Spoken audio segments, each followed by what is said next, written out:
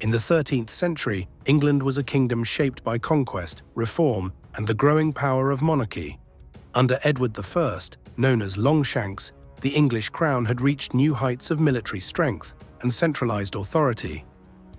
He had subdued Wales, challenged Scotland, and imposed his will on both barons and clergy. But the stability he built did not survive him. When Edward I died in 1307, his son Edward II inherited the throne. What followed was a sharp turn in England's fortunes. Edward II lacked his father's commanding presence and political skill. His reign quickly became defined by division at court, the king's controversial personal relationships, and military defeat. At the heart of the trouble was Edward's reliance on favourites, first Piers Gaveston, then later the Despencer family. Their influence alienated the nobility, especially powerful barons who believed the king's court had grown corrupt and unaccountable. The situation worsened after the catastrophic defeat at the Battle of Bannockburn in 1314, where the Scots under Robert the Bruce crushed the English army and humiliated the king. As Edward's authority crumbled, his wife Isabella of France turned against him.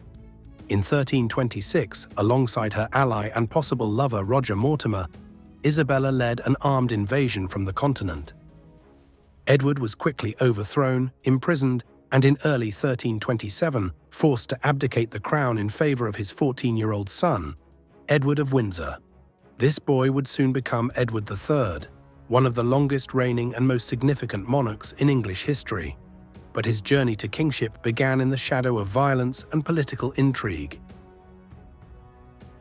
Edward of Windsor, the future Edward III, was born on the 13th of November, 1312, at Windsor Castle, a royal residence west of London that would become closely associated with his legacy. He was the first son of King Edward II and Queen Isabella of France, and from the moment of his birth, he stood at the centre of English dynastic politics.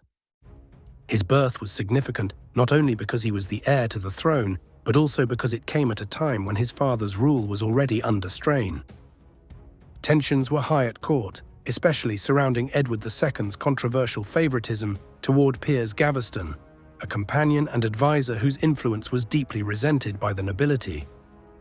In fact, Edward's birth came just months after Gaveston's execution by a group of rebellious barons, a grim backdrop that hinted at the political instability the young prince would inherit. As the eldest son and heir apparent, he was given the title Earl of Chester at just a few months old, one of the traditional titles bestowed on the heir to the English throne. By the time Edward was a young boy, the relationship between his parents had become strained. Queen Isabella, daughter of King Philip IV of France, had initially been a politically advantageous match for Edward II. But over time, she became alienated by her husband's favoritism toward the Despencer family, especially Hugh Despencer the Younger, whose growing power and influence dominated the royal court in the 1320s. In 1325, when Edward was 12 years old, he was sent to France in a mission that would change the course of his life. England was involved in a territorial dispute with the French crown over the Duchy of Aquitaine, a long-standing possession of the English kings.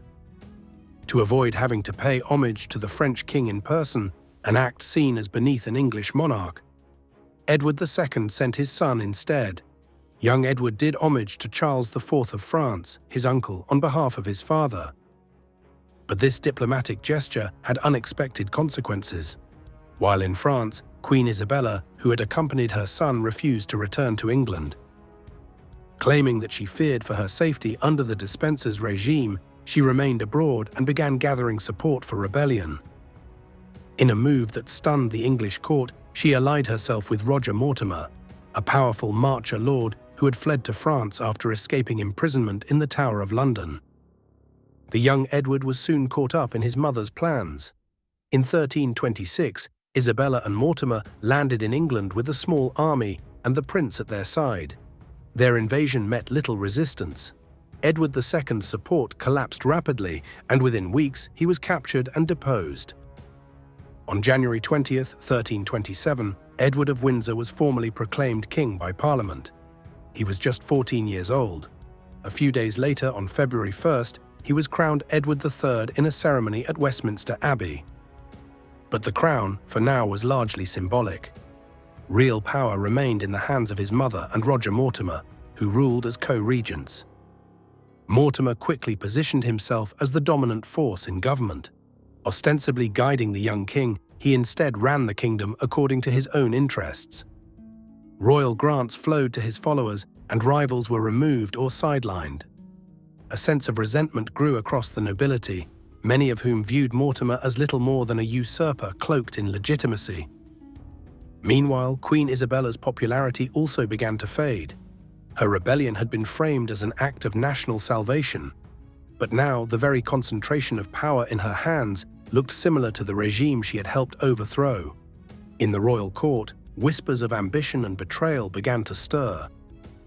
In foreign affairs, Mortimer faced immediate tests. Chief among them was Scotland. During the Regency, England remained bound by the Treaty of Northampton, signed in 1328. The treaty had formally ended the First War of Scottish Independence and recognised Robert the Bruce's son, David II, as the legitimate King of Scots. To many in England, especially among the nobility and military class, the treaty was seen as a national humiliation. Edward III himself would later refer to it as the shameful peace.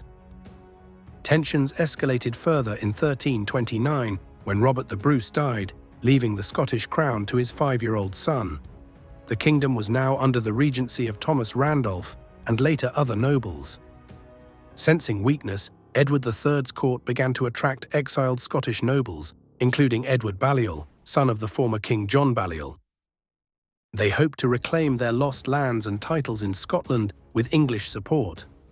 But at home, the young king had another battle to fight, one for his own authority. By 1330, Edward was nearing his 18th birthday. He had grown into a confident and capable youth, increasingly frustrated with Mortimer's grip on power. Though still outwardly obedient, Edward quietly gathered support among trusted nobles who also resented Mortimer's arrogance and influence. In October of that year, Edward made his move. Mortimer and Isabella were staying at Nottingham Castle, a well-fortified royal residence. Under cover of night, a small group of the king's loyal followers, led by William Montague, entered the castle through a secret tunnel. They arrested Mortimer in his chambers, catching him completely off guard. Isabella is said to have cried out, "Fair son, have pity on the gentle Mortimer." Mortimer was swiftly charged with treason and abusing royal power. After a brief trial, he was hanged at Tyburn in November 1330.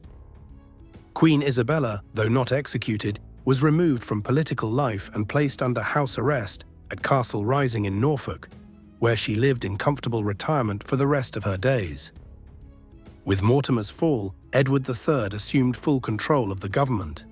Though still young, he wasted no time in asserting royal authority, reforming the royal household, and beginning a new chapter in English governance. Edward turned his attention once more to Scotland.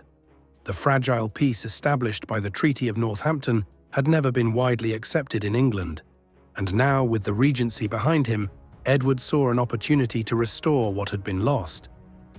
In 1332, Edward Balliol, backed by a group of Anglo-Scottish exiles known as the Disinherited, launched an invasion of Scotland with Edward III's tacit support.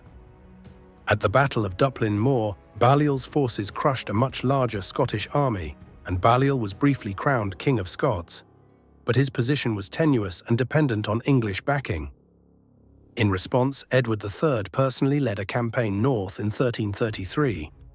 At the Battle of Halidon Hill, near Berwick-upon-Tweed, his forces again defeated the Scots decisively. The use of the English longbow, deployed with deadly precision, gave Edward's army a clear advantage.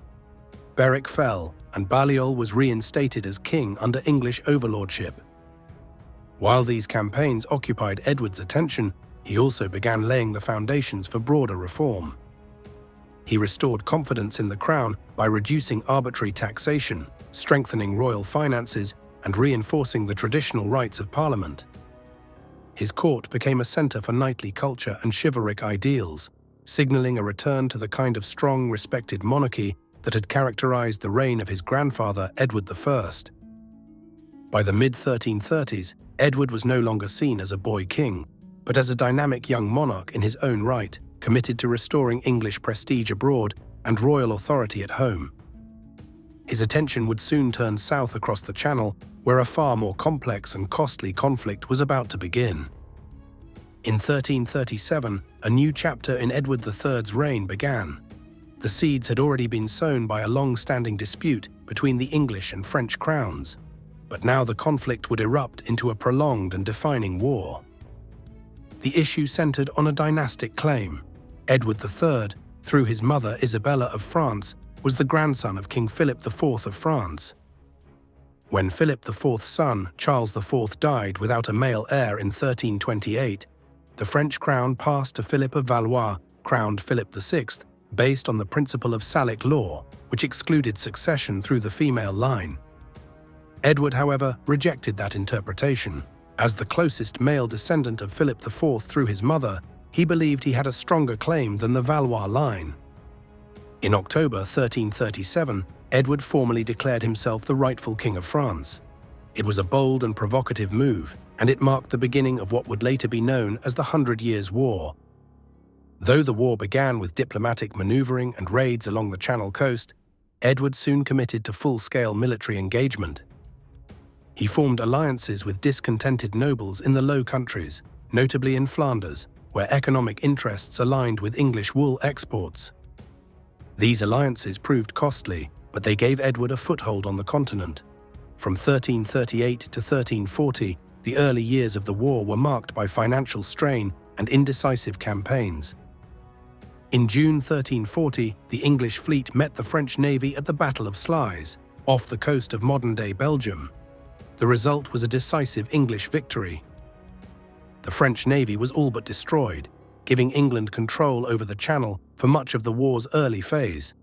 It was a critical strategic advantage, securing Edward's supply lines and enabling further campaigns on the continent. Returning to England later that year, Edward began to style himself more publicly as King of France and England. But the crown of France remained elusive, and Edward knew it would not be won with titles alone.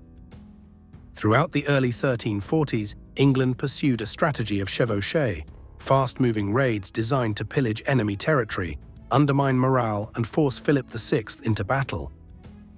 These campaigns devastated the French countryside, but rarely led to open confrontation.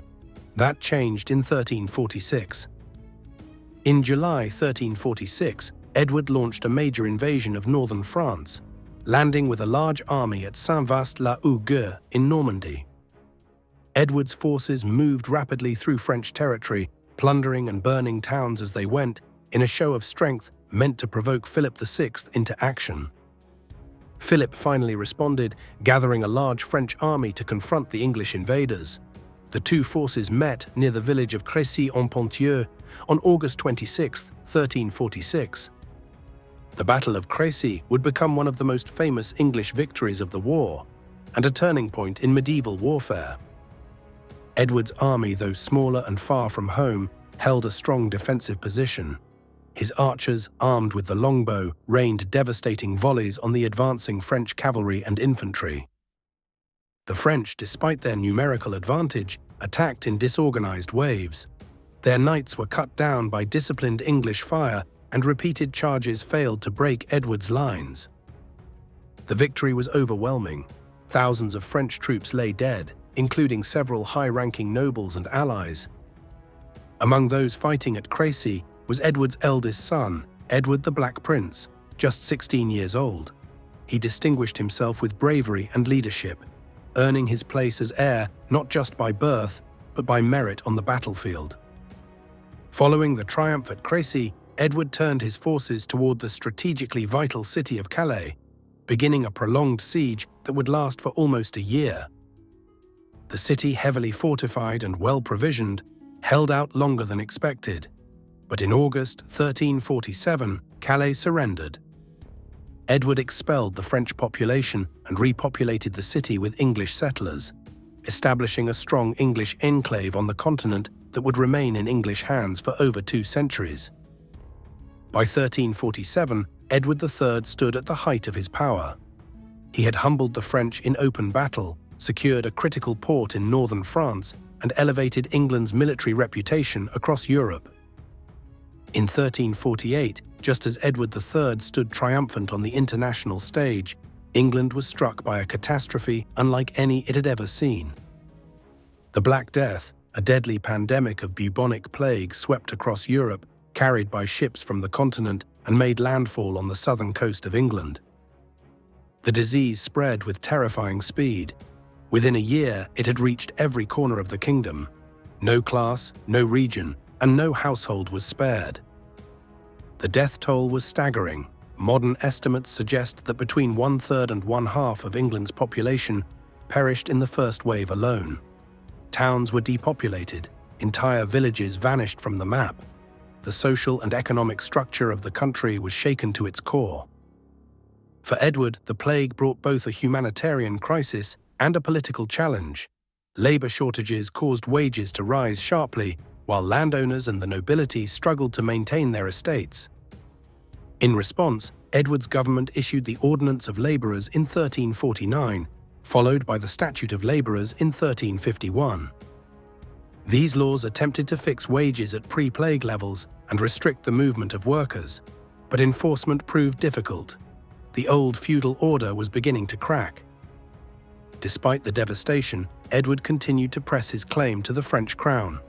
In 1355, he launched new campaigns in France, this time with his son Edward of Woodstock, leading a large force into the south. Known to history as the Black Prince, the young heir brought terror and destruction to the French countryside during his chevauchée through Aquitaine and Languedoc.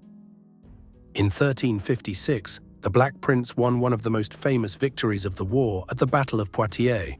Like at Crecy, the English army was outnumbered, and once again the longbow and careful tactics carried the day. But this battle had an even greater impact than Crecy, because this time the French king himself was captured. John II of France was taken prisoner and brought back to England, where he was treated with honor but held for ransom. The capture of a reigning monarch was a humiliating blow for the French and a major bargaining chip for Edward III. Peace negotiations followed. In 1360, the Treaty of Bretigny was signed. Under its terms, Edward agreed to renounce his claim to the French crown, in exchange for full sovereignty over vast territories in southwestern France, including Gascony, Poitou, and Calais. By the 1360s, Edward was aging, and signs of decline began to appear.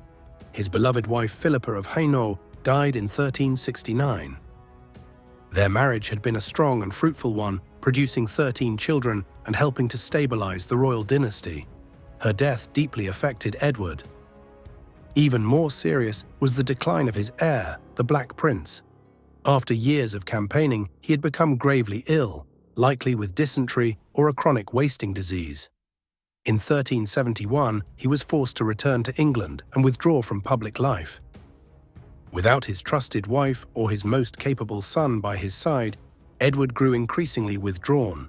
The vigor that had defined his early and middle years gave way to frailty and indecision. Governance increasingly fell to his younger son, John of Gaunt, Duke of Lancaster, whose influence at court stirred controversy and opposition. The war in France resumed in 1369 after the Treaty of Bretigny collapsed, but this time the tide began to turn against England. French forces gradually regained lost territories under the capable leadership of Bertrand du Guesclin, and English gains in France began to erode. Edward III died on June 21, 1377, at Sheen Palace. He was 64 years old and had reigned for 50 years, one of the longest reigns in English history. He was buried beside Queen Philippa at Westminster Abbey and succeeded by his grandson, Richard II, the 10-year-old son of the late Black Prince.